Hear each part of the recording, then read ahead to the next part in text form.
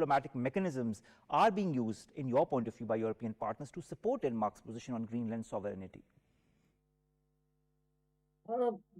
They don't have any diplomatic tools. They are not in position to do anything, and they are experiencing the textbook example of imperial hubris, which we in our part of the world have been witnessing for at least for last 70, 80 years. So yes, this is sad, but I don't think that they have anything in their toolbox because they have relied on US for the security. They have hollowed their economic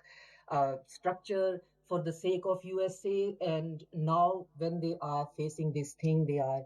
in the corner alone, and I don't practically see what they can do. The only thing is that they will figure out some way to give Greenland to USA and try to just have some kind of face keeping, some kind of lease, 100-year, or some kind of purchase or something and everything. I'm not advocating any of this, but the situation is very sad because the one thing which I'm very clear about the Trump, no matter how inconsistent he is in his rhetoric, he's very consistent about two things, and one is tariff and the other is Greenland, and he considers Greenland his legacy. He wants Greenland because if we connect the Greenland dot with the American security, the new security architect which they have introduced last month, they are talking about that they are not interested in NATO anymore because they are not sure that after 10 or 20 years NATO will be demographically aligned with their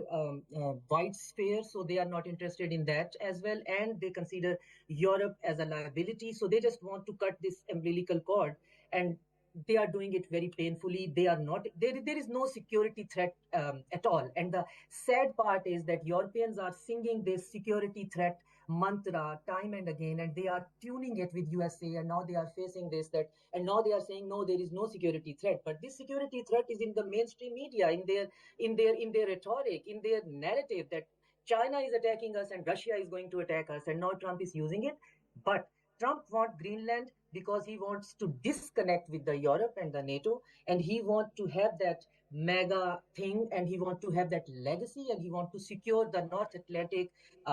border, and he considered that America should have Greenland, and that's the American sphere, and the rest of the thing is not my concern. And you see, and the other thing is that in the American public, you don't see much of resistance about that. I think the mega crowd and the common American, they are also comfortable with that because they also think that Europe is a liability. So